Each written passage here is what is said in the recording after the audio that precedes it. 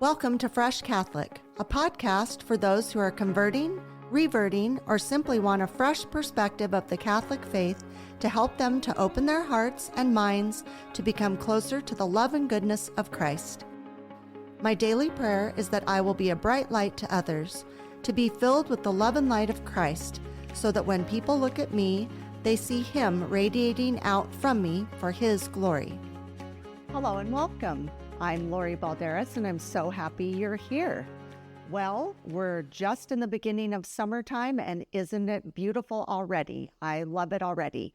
I just want to remind you, we are starting a summertime series called The Path to Catholicism with conversion stories. And next week, my guest will be Deacon Don Huntley, my favorite deacon, and he's going to come and start us off on a good foot. He was my RCIA teacher. He is in charge of our OCIA program at our church. And so I just thought he would be a perfect guest to come and kick off this summertime series starting next week. Also, I just want to say this is the last ditch effort I have to plead with you to come with us on our pilgrimage. Father Matthew and I have a pilgrimage coming up September 29th through October 9th to Italy. And the signups the deadline is this coming Friday, or I think, so Friday or Saturday, the 27th. So if you haven't signed up already, now's your moment. I know Catholics tend to be procrastinators, so I hope you can come with us so that we're able to go. So with that being said, that's all the news I have right now. And I would like to just introduce my guest this week. Nathanael Blake will be here. He wrote the book, Victims of the Revolution.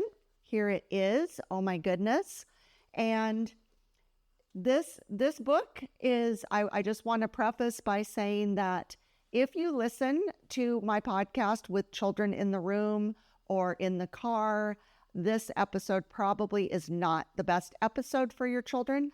I don't think that my demographic is children, but just in case you have children listening, this topic will be a little more sensitive. And so I just wanted to give a heads up on that. But let me just give you a little background on my guest, Nathanael Blake. He is a fellow at the Ethics and Public Policy Center. He is a regular columnist for the Federalist and World Opinions and other popular publications. He received his doctorate from the Catholic University of America, and he lives in Virginia with his wife and children. And like I said, he's here to discuss his book, Victims of the Revolution: How Sexual Liberation Hurts Us All. I am so fascinated by this topic. I have alluded to this in the past few episodes that I think, some of the way we do things nowadays, maybe not traditional values or the way that God intended things, is problematic. So I can't wait to speak to my guest. And, he's obviously an expert because he wrote a book. And so I hope that he will answer all my questions and yours. So with that being said, I hope you enjoy my interview with Nathanael Blake. Hello, Nathanael. How are you today? I'm doing pretty well. Thank you very much for having me on. I'm so excited to have you. You're all the way from Virginia. Here we are, virtually. Yep. Well, I really appreciate your time today, and I'm so interested in this subject matter. I just think it's something that needs to be talked about. I don't know that it's being talked about enough, and my listeners know I allude to a lot of these subjects during my episodes sometimes, and so I'm just really pleased to have you. I know when I was presented with your book, I immediately said, yes, I would like to have you as a guest, so I'm so glad that you're sitting here on my show today. Oh, good. I forgot to ask you in our pre-interview, are you Catholic? I am not, actually. I'm one of the very few Ignatius authors, I think, who isn't. My wife is Catholic, and I hang out with Catholics a lot. I go to Mass a lot. but I am actually Presbyterian. Okay, well, However, on these issues, whenever you're ready, you can come over and join us, and then you can be a fresh Catholic. that would got a lot of people who would approve of that. But on these issues that we're going to be talking about, there's not really a lot of daylight between me and the Catholic Church. Okay. So there's agreement there. Okay. Um, Also, is this your first book? It is my first book, yes. Oh, well, it's very well done. Oh, well, thank you. I had some great help from the Ignatius editors, and of course, my wife is, as I put it, my editor for first resort, so I'm going to give her some credit there as well. That's good. That it's always good to give your wife credit when she deserves it. So that's amazing. So I'm just wondering what brought you to want to write a book on this subject. What was your inspiration? What kind of catapulted you into this subject matter? So I've been writing on some of these issues for years now, and the idea of a book like this had been kicked around a little bit, and then I was actually my family and I were over at Ryan Anderson's place. He's president of the Ethics and Public Policy Center. Has written several great books, but probably best known for When Harry Became Sally. We were visiting him. He has small children. I have small children. There, it was all good. But he's also my boss. So there was that discussion of, well, what's the next project? And so that's when this went from an idea to an actual project. And as to why this book now, I think it's because Christians have an opportunity to step into a culture that is being hurt by the sexual revolution and is ready to admit it in ways that I think in the past they weren't. Say, when I was a college undergraduate, there was still very much a sense of optimism. This will work out. We're going to have a good time. People will enjoy themselves. And you were seen as a killjoy if you said, there's a problem here. Whereas now we're seeing even places like the New York Times and the Atlantic, which are hardly bastions of conservative Christian social mores, starting to publish pieces talking about how things are not good out there, that something's gone very wrong with our sexual and relational culture. I agree. And one thing I wanted to ask you to do is if you could explain, I just want to be sure that my listeners are kind of clear on the term sexual revolution, because we're going to be using that term a lot in this conversation. So I just want you to kind of define that, and so that my listeners understand what that means and what that entails. Yes, so it's a little bit fuzzy around the edges, but basically it is the movement, the connected to an ideology, connected to social trends, but a movement to abolish the old norms that were supposed to govern human sexuality, marriage, family life, all of these things, and to replace them with a approach that said, well, if it feels good, do it, but essentially the premise was that humans would be flourishing, we would be authentic, we would be happy if we just got rid of the old hangups, if we got rid of the old taboos, all those old restrictions, all those old repressions that they would have been called, and instead just let ourselves be free sexually, relationally. And we've seen that play out. We've gone from norms against cohabitation to it being accepted and normalized. We've gone from norms against same-sex marriage, norms even that where same-sex marriage wasn't even a possibility, wasn't thought of, to now it's the law of the land. We've gone from norms that had a very strong sense of male and female to now you can move in and out of being male and female as you feel like it. So all of these different things, you can see very clear, very defined cultural shifts in just a few generations that have upended our ideas of what marriage and family life are, what their role is, and whether they're even goods to be pursued or simply a sort of optional extra for a few people if they want them. Well, something that struck me that you just said was the term, if it feels good, why can't we do it if it feels good? Or what I always remember hearing when I was like a teenager, young 20s was, well, I'm not hurting anybody. As long as I'm not hurting anybody. But really what I think we're finding now is it is hurting the masses of people instead of when people make that comment, that's such a selfish comment, like I can do whatever I want as long as I'm not hurting anybody. But it's a ripple effect, isn't it? It's like the things that are happening is like this big boulder being dropped into the water and all these ripple effects, because all of this is affecting all of us, honestly. Yes, exactly. And sometimes you can see the direct harms. This uh, case of adultery led to this marriage collapsing and people were hurt by that. Or this hookup led to this pregnancy, which was then aborted. And well, the whole point of abortion is to hurt someone, to get rid of someone. So there are times where you can see the direct harms, but you're right. A lot of times people don't see that because it's not as apparent. But one, despite our culture loving to talk about victimhood a lot, we don't talk about victimhood in terms of our sexual culture. But there are people hurt by it. And in particular, what we're seeing is despite our wealth, despite our technological prowess, we are unable to uh, pay or technologically wizard away the consequences of sexual anarchy because people are still hurt by this at a very deep level, a fundamental level. This is our relationships with other persons. That's what we are meant to, is we're meant to be in relationship with others. And if that goes wrong, no amount of wealth, no amount of technology is going to save us.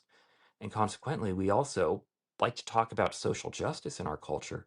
But if we want genuine social justice, we have to look at our sex lives because our sex lives have a lot of implications for our society and they make it unjust in a lot of ways in terms of what the norms are now.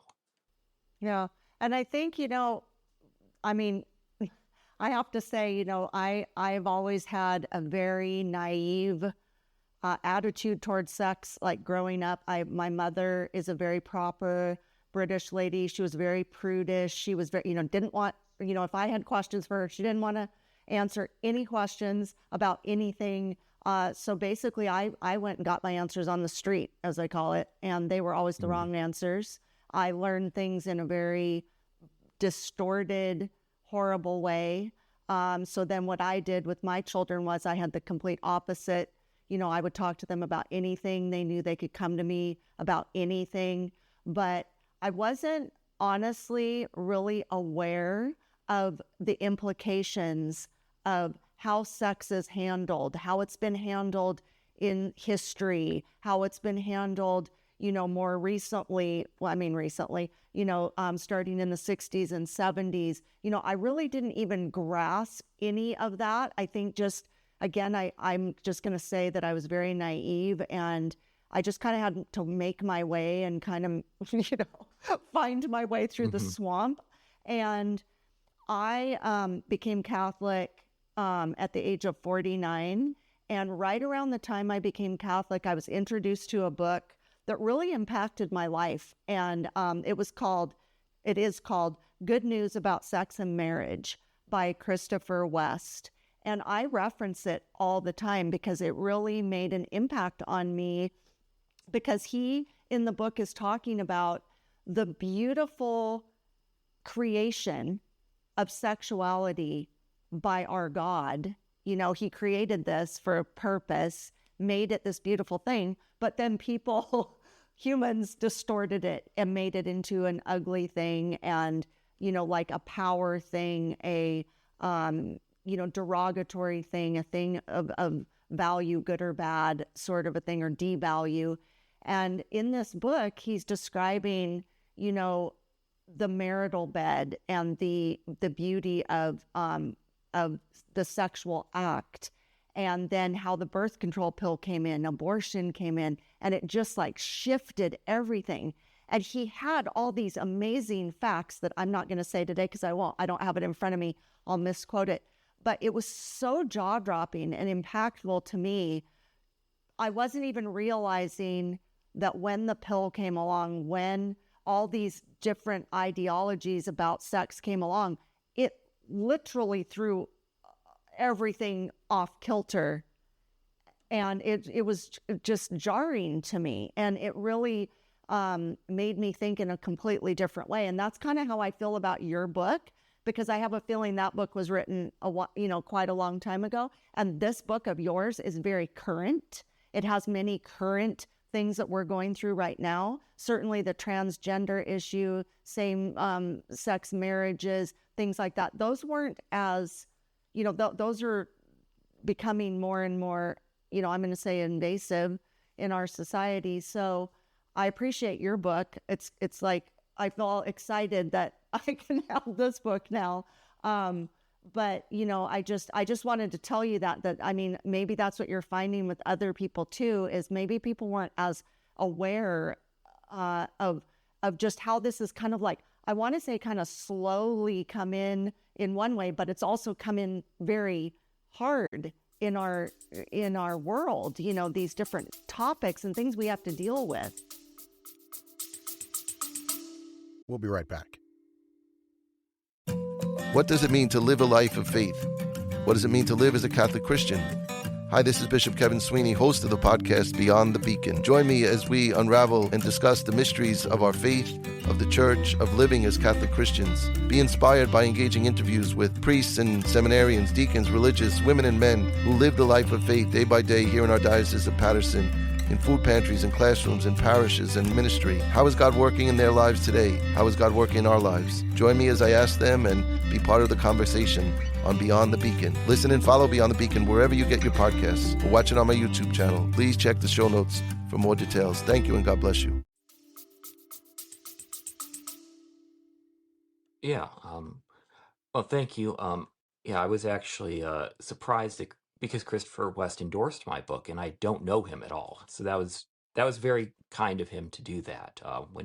I assume Ignatius must have asked him, but yeah, I do think that part of why I wrote this book is because there has been great work done presenting a Christian alternative to the sexual revolution, but we do have to keep dating that because the sexual revolution has kept evolving.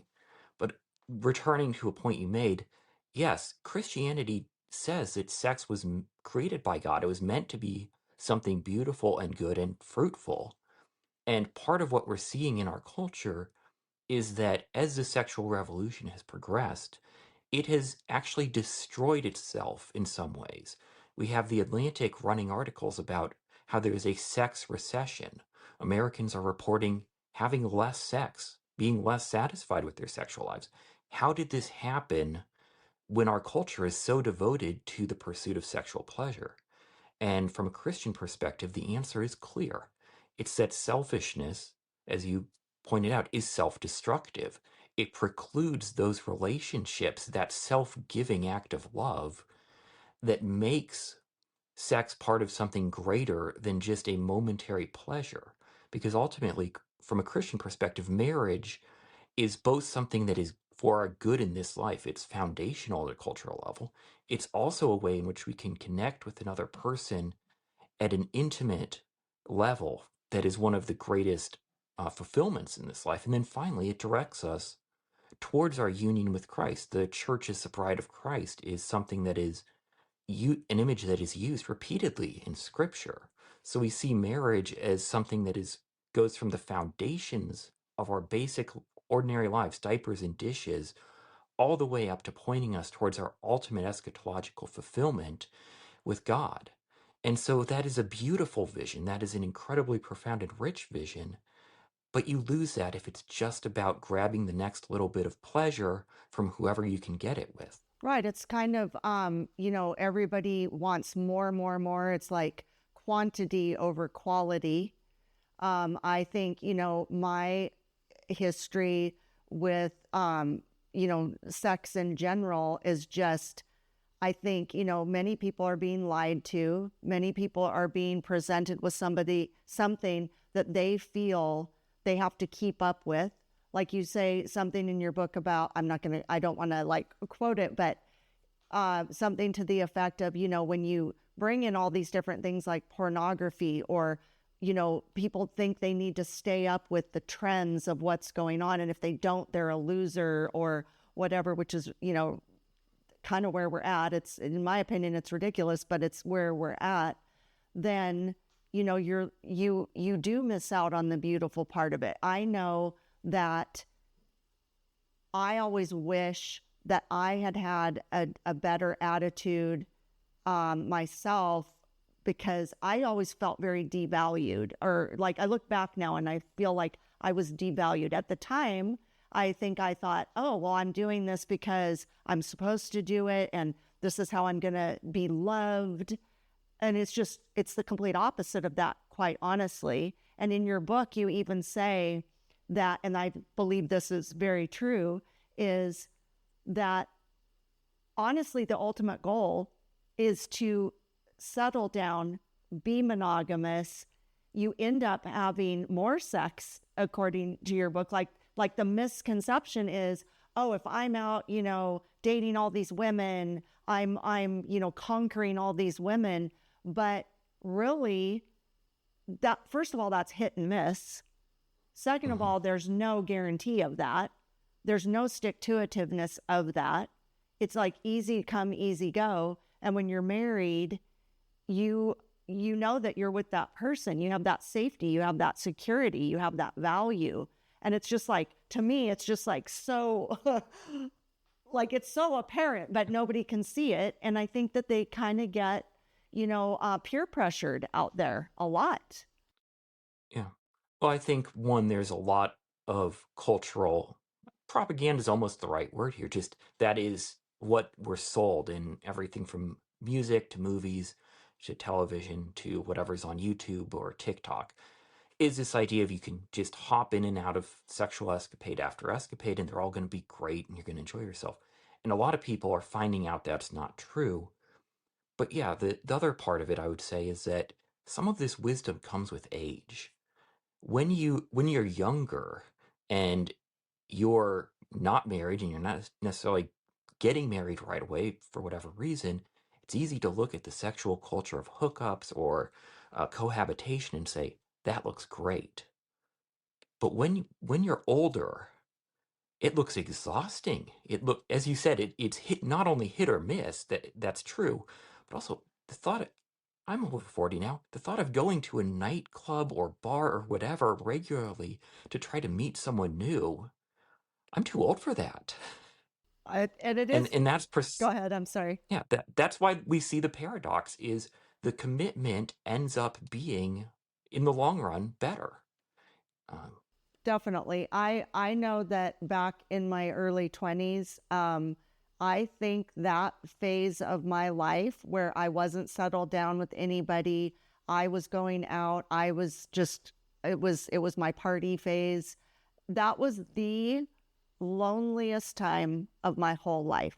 It was the most, I just felt dirty and dingy, and I was the life of the party. I was with so many people, but yet I was the loneliest and most just, I don't know how to describe it except to say it was just like this awful feeling.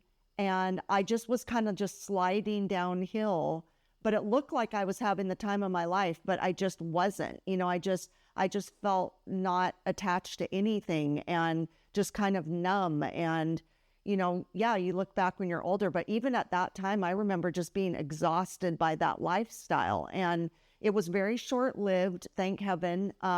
I did get married soon after that, and I was married for 25 years to that husband. So, but that time of my life, I look back on it and I think it was good for me to be able to talk to especially my daughter and say, I really don't want that lifestyle for you. I was honest with her. As honest as I wanted to be about some things, but I just wanted her to have a different take on finding a person to settle down with, to not be promiscuous. As a matter of fact, she ended up getting married very, very young. And I remember people came to my husband, like his friends, and said, why are you letting her get married, this young? And he said, what do you mean? He goes, she's going to be monogamous. She loves this person. Why would I want her to not have that settled down lifestyle? And we weren't Catholic. We were barely Christian. And he still had that attitude. And he just said, I want her to be happy and I want her to feel settled. And she's been married now for 16 years and has 5 kids. So, he just said, why would I want her to be going out to bars and seeking, just keep seeking when she's found him, So I loved that he said that about our daughter, because she did have a lot of value. She had way more value for herself than I did for myself at her age. And so I think, there's hope that I think we can, teach our children or even teach ourselves if we're in that boat where we're kind of out there floundering around right now and trying to find something, more, I keep using the word valuable, but I just think, there's hope. I feel like there's hope. I think your book, is offering good, solid, upfront dialogue about this. So I appreciate that. We do need to take a short break. And when we come back, we'll continue this conversation. Okay? All right. Great. We'll be right back. Have you ever wanted to witness the miraculous and walk where saints have walked? This is your chance. Join me, Lori Balderas, host of Fresh Catholic Podcast, and Father Matthew Miguel, as we walk with you through Italy's most sacred sites. From the Eucharistic miracles of Lanciano and Orvieto to the peace of Assisi, your heart will be transformed by these extraordinary moments of grace. You'll walk the hallowed streets of Rome, step into the history of the Vatican, and witness the places where faith has flourished for centuries. Each stop deepens your journey. Each miracle renews your soul. We invite you to join us on an unforgettable, life-changing experience. Join us and let your faith come alive in Italy. And we're back. Okay, Nathanael, I would love it if you could give my listeners a synopsis of your book in your words, because I would like them to go out and purchase this. We will have a link in our show notes. So everybody go to the show notes. There will be a link for the book. You can order it like I did. And it's a good summertime read. You don't want your kids to read it, young kids, but maybe you want your teenagers to read it. So anyway, let's hear a synopsis of the book. Yeah. Well, so as Christians, specifically those who take traditional baptismal vows, we reject Satan and his empty promises. My argument is that the sexual revolution's promises were very empty indeed, and that Christianity provides a better way to live. So I walk through the cases of where our culture has embraced sexual liberalism, the sexual revolution, whatever you want to call it, and show how it's gone wrong. Americans are lonelier. They're reporting, as we talked about, having less sex, having less satisfying sex, despite a culture that tells them, pursue it all you want.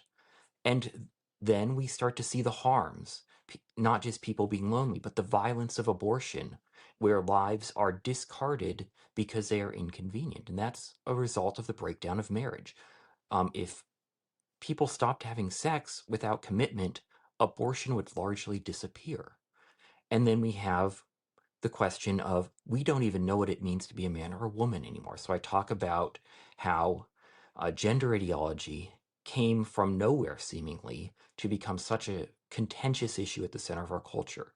I talk about the question of same-sex marriage and this gay rights movement and how that went wrong. And what connects all of these things together is a rejection of God's creation order. God made us male and female. He made us for each other. Most of us are called to the vocations of marriage and family life. But when we instead try to have the pleasure without the responsibility, without the limits, we are hurt and we hurt others. And consequently, when we, looking back, what we can see is that Christianity, it's not the killjoy scold, it's not the hateful bigot. Instead, the rules of Christian sexual ethics are designed for our good and the good of those around us. They are based on love to promote and protect and preserve the institutions of marriage and family life in which we flourish, and which also are essential to those who are called to vocations other than marriage.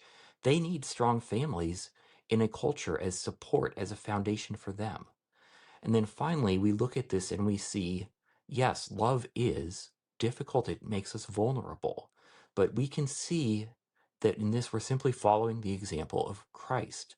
Christ, being God, nonetheless, as Apostle Paul tells us, did not consider equality with God something to be grasped, but took on human form, becoming a servant.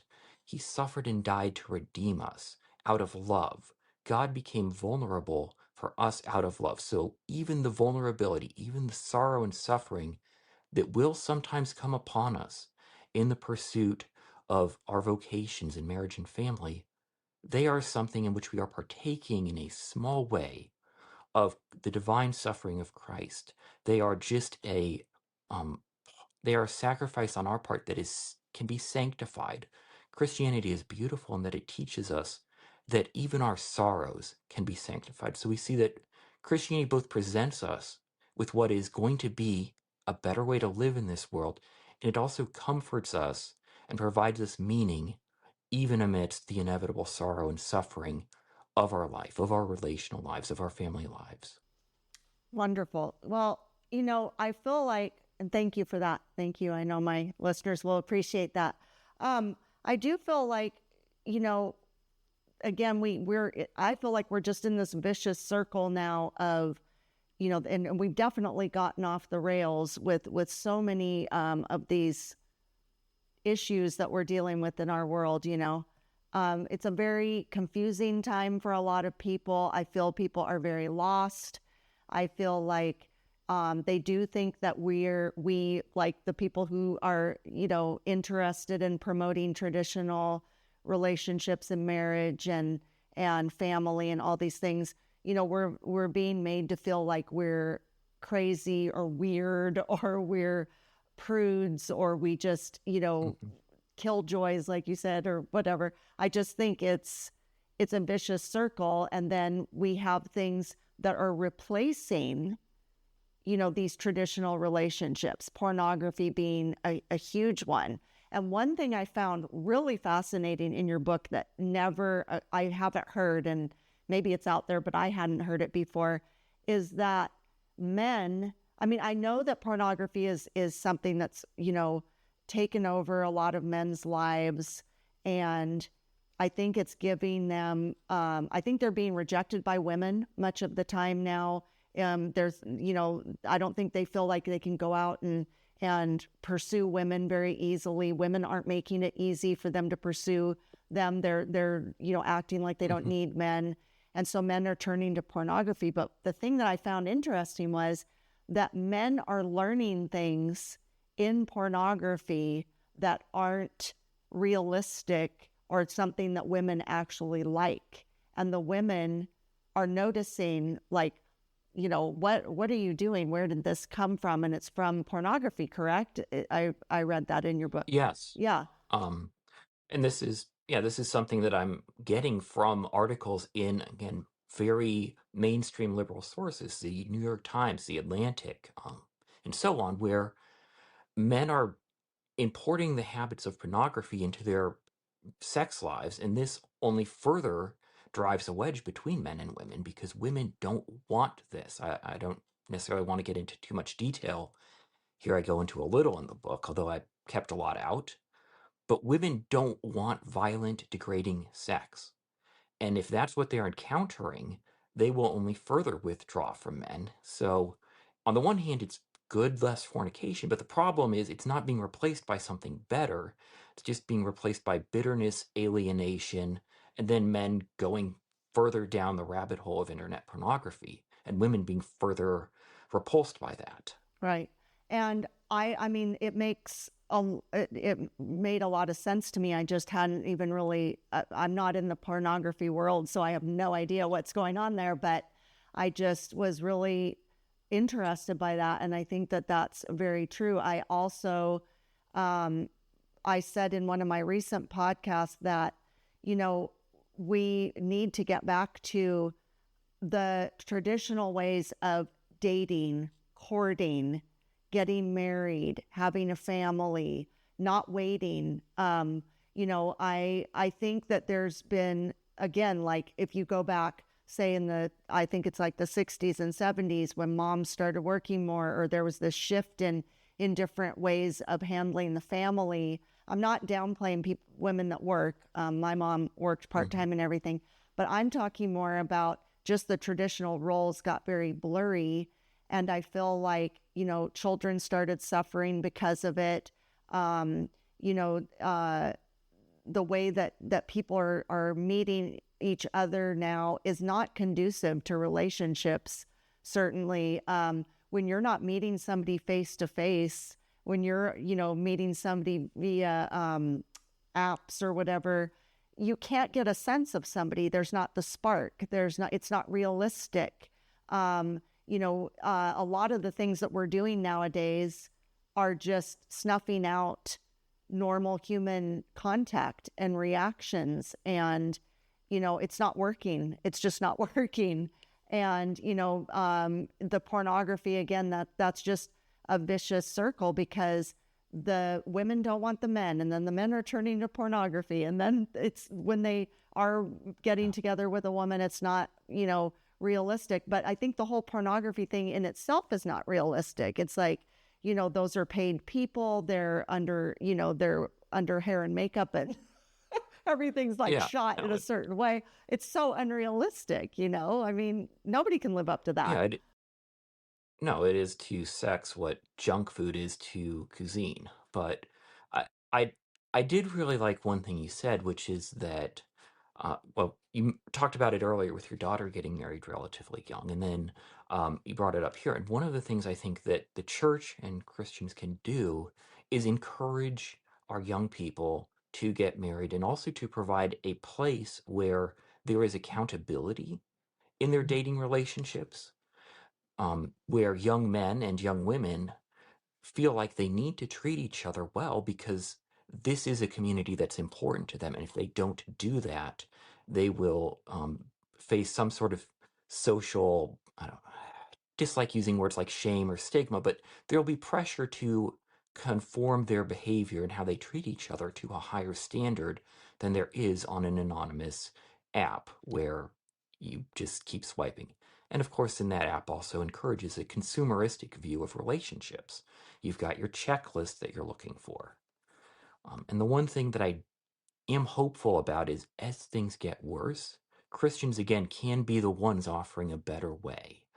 We are positioned, if we seize the opportunity, to show the world that there is still a better way, because one of our best witnesses in a cynical world might be loving families, husbands and wives who are focused on the household and the good of the family over their individual achievements or career, who care for their children, who want children and love children, not just as a accomplishment or a capstone at the end of, you know, achieving everything else. Well, I'll have a kid now just to show that I really can do it all. But instead, welcoming them as persons who are meant to be loved and meant to be our joys in life. And so all of these beautiful things, I think Christians, we can hold out to a world. And in a world where a lot of people have given up on relationships and love, we can be one of the places that says, no, they're real. Now, the way Hollywood taught you to view them was wrong, but they're real. There really is genuine love in this world still that can be found. I agree. I also feel that, I mean, I'm trying to be really in tune to different things that are going on, you know, culturally.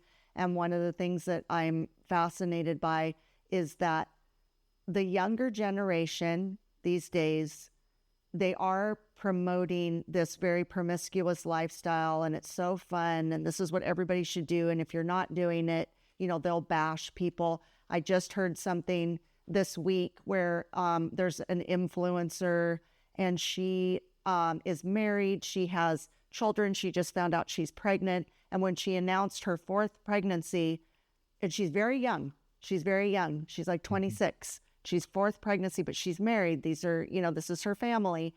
And she just got raked over the coals for it. But her attitude back was, this, you know, this is the better way. This is like, this is, you know, I'm very happy. This is what I want to be doing. My children bring me life and joy and happiness to my husband and I. And I was thinking, even though she was getting a lot of backlash about it, she was staying strong because she knows. It's like you just said about junk food. I've been thinking that the whole time we're talking. When a little child wants to eat junk food all day, well, if they eat junk food all day, they're going to throw up. They're going to feel horrible. They're going to go into a sugar coma. And you don't feel good, And so that's kind of how this consumption is in our world, where everybody thinks it's the best thing. Oh my gosh, it's great. But at the end of the day, and they're also finding that people are lonelier as they're going along. You say this in your book too, that when they're not getting married, when they're not having children, down the road, again, these young people aren't thinking about that. They're not thinking, oh, when I'm 70, when I'm 80, they're not thinking that. And that's a mistake because, I do find it curious that a lot of the people I hear that are kind of bashing the family life, the traditional roles, they certainly look back at their families and they go, oh, we had the greatest family. Oh, our grandparents were great. We'd go and visit them. And there was all my cousins and all these people. They have those memories. Now, I'm not saying families don't have bad times or troubles or traumas in every decade we've ever had. But what I'm saying is a lot of the people that look down on men loved their dad or loved their grandpa or really valued what kind of mom or grandma they had. Well, what do they think? Like, there's now a big chasm where we're not, there's like a skip and a step here, right? Because, if all these women don't want to have kids, or they're, now kind of turning the tables on men, don't want to have sex with men, don't want to settle down with men, that's hurting society. That's hurting our future. It is. And I think that there are some people who are very cynical, but I also think there are a lot of people who are just very hurt. And again, this gets back to when you lose the lived experience, the better examples around you, some people are just in rebellion, the ones who had a great family and now hate family. But I do think there's a lot of people who are really just, they feel like they wish it was true. I wish I could find someone who loved me, would commit to me, and settle down with me.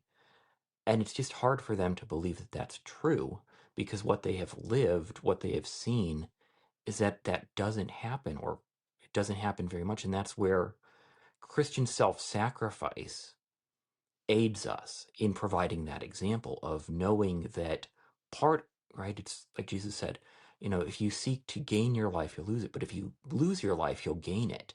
And that's not just about salvation and life with Him. It's also about our life with other people. It is by sacrificing our own selfishness, our own self-centeredness, our focus on the world being viewed from, this little bit right here for all of us, that we're able to expand ourselves to connect with others. And that's what we're meant for. That is what God created us for, is to love and be loved.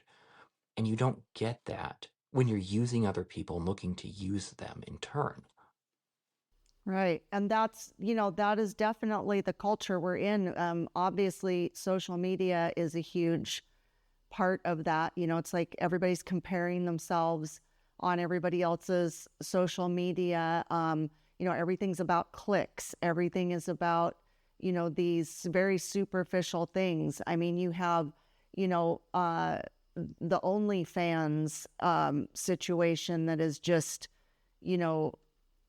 it's being everything's so accessible to everybody constantly on a phone. It's like there might have been bad things back in the day as far as pornography or things, but it wasn't as easily accessible. It wasn't, monetized. That to me is, everybody thinks they have power in these things, but it's really taking away your power. It's taking away your essence. It's taking away the person that God created you to be. And, we all, throughout our life go through different phases or different, things like ins and outs of how we feel about ourselves or how others feel about us. But this is just such a confusing time for so many people, where they're even questioning, am I a man? Am I a woman? Like why that's even a part of the conversation is I think it's like been skewed, and it's gone down a path that, like I often look and say, well, just because a little girl wants to play baseball doesn't make her want to be a boy. Like, and the fact that somebody then dives in and says, oh, now you're a boy, you want to be a boy because you want to play baseball. I mean, it's just like these narratives that are put out there in the world. It's just so much like in your head, by Yeah. images and these narratives that people are feeding people, and they're vulnerable. They do want love. They do want acceptance. They do want to feel like I am valuable. I feel confident in myself. I just think it's like it's really sad, because I do think people, if you ask people, what do you want out of life? I would think most people would say love and peace.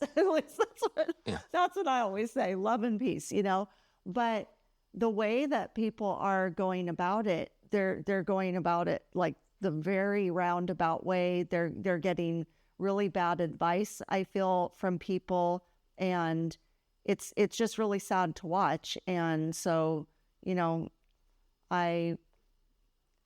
I need to take another break, but when we come back, maybe we can talk about some hopeful things that might turn us around. How does that sound? That sounds great. Okay. We'll be right back. Let me tell you about all things Fresh Catholic, so buckle up.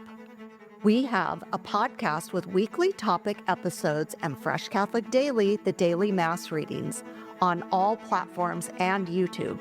Like, share, subscribe, rate, and review. That would really help. Our website, freshcatholic.com, has an online store with merchandise and coffee, a blog, comics, info about our pilgrimage to Italy in September of this Jubilee year, and Fresh Catholic courses with educator Charles Merritt, including the Hail Mary, the Our Father, Sin, Sacraments and Grace, Advent, Angels, and Virtues. We're on Instagram and Facebook at Fresh Catholic with short videos every day. Email me at lori@freshcatholic.com. I'd love to hear from you. And please consider becoming a Patreon or sponsor to help support our mission of drawing people to the faith or back to the faith. Phew! Spread the word and join the fun. Thanks so much. Bye. And we're back.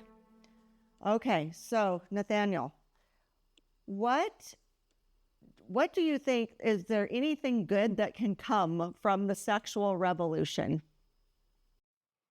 I don't think from the sexual revolution itself. In fact, I think one of the things that we see is how many genuine advances in our culture have been consumed or hindered by the effects of the sexual revolution. We have so much wealth, so much technological progress, and yet somehow it feels like we're not progressing very much. And I think a lot of that is, look at how much gets chewed up, used up on fatherless young men in particular, who end up in prison more than they end up in college a lot of the time.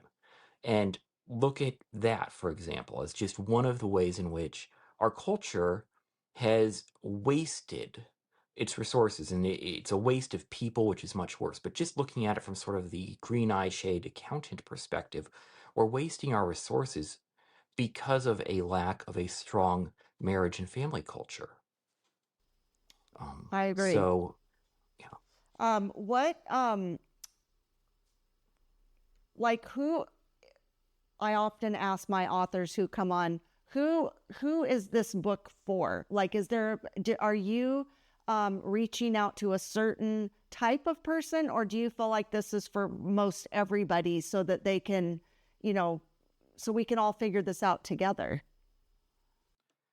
I think if I had one specific audience I would like to give a copy of the book to, it would be every campus minister, every youth minister in the country, because they are the ones who, above all, are on the front lines dealing with this. But I think it is first for Christians, although for anyone who's willing to give us a hearing as well.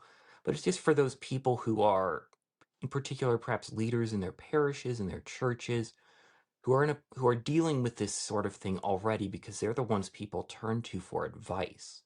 They're the ones who are leading the Bible studies. And I would just like to inform them and to encourage them. Because one of the things that we need to see as Christians is we do have answers in our faith, in our traditions, in our understanding. And if we connect with those, people are likely to respond. What age do you think, because I agree with you, first of all, it's kind of like when I got that book, Good News About Sex and Marriage, that was given out to, I think, everybody in our RCIA class, if I remember right. And I was kind of like a little taken back by it because I thought, what the heck is this? But it ended up, like I say, being a very impactful book. But what would you say is a good age to start discussing, these traditional roles with your children, or, how do you approach your teenage children? Because I think, we do need to talk to our boys in one way and our girls in another way. And then maybe there's a combo that we can talk to them. But I believe it's important to start them pretty early on, honestly. If you talk about it in a good, positive, Christian-like way, I think it can be talked about early on, and to give it a good, impact in their life. What do you think? Well, part of me says I'll let you know when I have teenagers, but my oldest is 5. So, Yeah. but I'm a little bit at a loss, but I would say in general, just explaining to them the value of marriage, modeling that for them, and pointing that out to them as something that should be a life goal that they should pursue. Marriage and family are important. So instead of simply presuming, oh, that'll take care of itself, now let's talk about your education, let's talk about your career, and that's what really you should be thinking about. No, we should be caring about our children's future marriages. And to start that, we just talk about, well, marriage is a vocation most of us are called to. Most people are called to be married, to be parents, and considering that as part of their future, presumably, rather than, well, let's talk about what you want to be when you grow up and just presume that the kids will happen somehow and you'll get married somewhere in there. Right. It's kind of like how my mom raised me. It was just, it wasn't, nothing against my mom. She, again, she was raised a certain way. So that's kind of how she raised me. But I do think it's good to be honest with your children. You don't have to go into great detail or be vulgar or anything like that, as far as sex. But I think they need to be taught, again, that, God's plan for sex and marriage and relationships, and then to try to, help them, again, to have value, like to make sure that the boys are valuing the girls and the girls are feeling valued, and not put themselves in a place where they, are being objectified. I think that's a sad thing.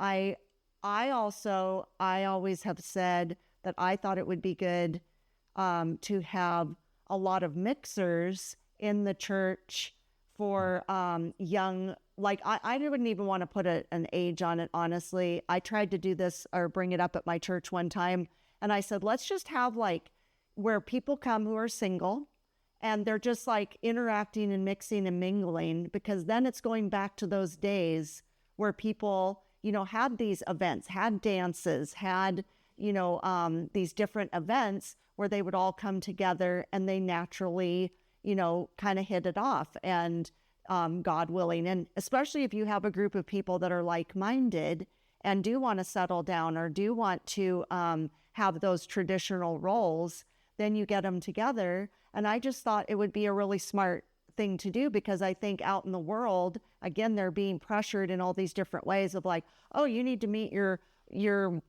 future partner out at a bar or something. It's no, that's probably not the best place, but I think that that's something, to promote more in-person events where you go and you can, then venture off and do some courting and get married. I mean, it's it seems silly to say it now because it seems like, oh no, nobody's going to do that. But that's how it's always been done until fairly recently. And again, if you look at the way things are going, it's not going very well. People aren't happy. When they say, oh, we're so happy, we're out here getting to do whatever we want, but they're not happy. People are very unhappy and very unfulfilled. And until you add relationships, and especially the relationship with Christ into your life, into your heart, into your soul, that changes everything, you know? And if you can find your future spouse that feels the same way, you're going to thrive, you know, in your future. Yeah, I mean, there are different ways churches can go about this, but I think that you're absolutely right. There should be a focus in churches on how do we help people with this vocation, which is, again, what most of us are called to. And it's not downplaying other vocations, and, you know, especially coming from the Catholic perspective, vocations are very important, but still, we shouldn't neglect just the basic how do people meet? How do they get married, have children? How can we support that?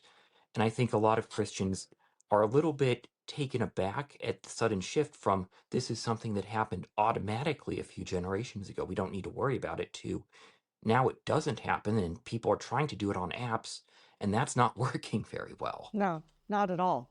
And I think a lot of it started in COVID, you know, where people were just trying to still connect with people, but we need that human interaction. And that's, you know, and there's something to be said for things that worked back in the day, and not just in our sex lives or in our marriages, but in things in general. If you go back to the simplicity of how life used to be regarding relationships and even food and entertainment and things, you know, that again were very human, you know, touch and interaction, that really, I feel, changes everything. And, you know, when you look at children where they're on their tablets constantly or on their phones, they're not interacting. I'm seeing more and more lately where I can see we're kind of shifting back to where kids are doing stuff and, you know, physically and with their friends again and everything.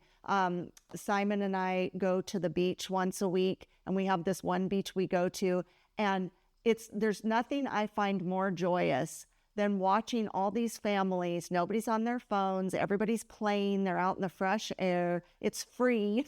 And it's just, it gives me a lot of hope when I see that, because I think, oh, these children look like they did when I was a little kid. You know, when I used to go to the same beach when I was a little kid, and I would just be playing and frolicking and you know, interacting and with my family and with my friends. And so I think there is some hope in all this, but I think we as Christians and as Catholics, we need to really be strong and promote the family life with God at the, as I call it, the priority pyramid. He's at the top, and just stay strong in these traditional roles and in, you know, showing the beauty of these relationships in these families and things, and the way that God intended it. And I think if we can show that, we don't have to beat people over the head with it. We just need to live it and show it in that way.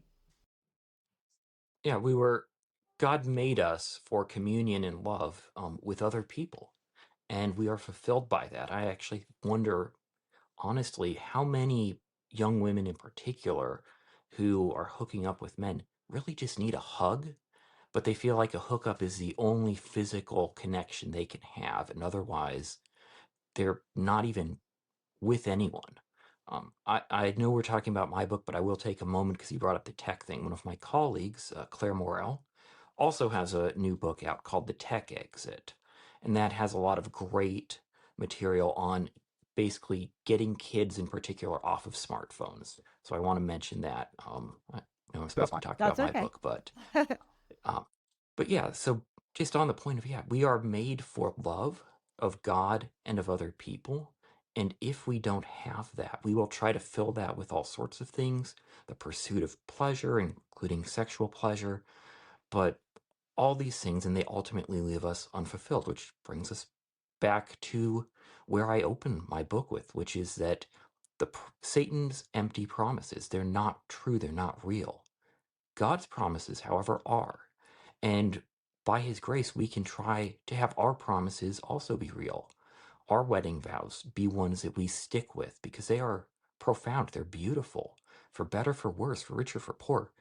These are incredible commitments to one person telling everything else, if necessary, I will take you on, I will fight you to keep my promises to the person I love and have vowed my life to. And that is beautiful. That's not boring. We always see these portrayals of married life is boring. Well, it has a lot of mundane things in it, but it is, in a lot of ways, far more difficult to actually live up to these promises. That is a constant war and struggle with oneself, and it's one in which we need God's grace. And so, as you said, God, it's a priority at the top of the pyramid, then enables us to have these relationships that fulfill us and to see human flourishing genuinely happening in them. Well, I feel like I have to let you go. And before I let you go, I mean, I appreciate all your time. I could talk to you about this for probably a week solid. And I just think it's very important. It's very, we're so off track, but we can start getting back on track. I'm always hopeful. But is there anything that you didn't get to say that you would like to say before I let you go? I think I would just reiterate that as much as it seems dark right now, and it often is dark, it's in that darkness that the light of gospel truth can shine all the brighter and all the more. And I think our culture is in a place where it's ready to see that. And if Christians sees that, we can see change and we can help people flourish, loving God and loving each other as they were meant to. Excellent. Well, so make sure you go to the show notes and get this book, Victims of the Revolution, How Sexual Liberation Hurts Us All. It's a great book. I'm very much enjoying it. I haven't finished it yet, but I'm very much enjoying it. And so go check that out. Order that, please. And I really appreciate you coming. And I wish you the best of luck. And I wish us all the best of luck, honestly, because we need to get back on track. All right. Well, thank you so much for having me. I've enjoyed Thank this. you for coming. Thanks for coming today. Thank you. Love you. Bye. Thank you for joining me today. Now go out and be a bright light in someone's life. And remember, be focused, be faithful, and be fresh. Fresh Catholic is produced, edited, and recorded in Ventura, California.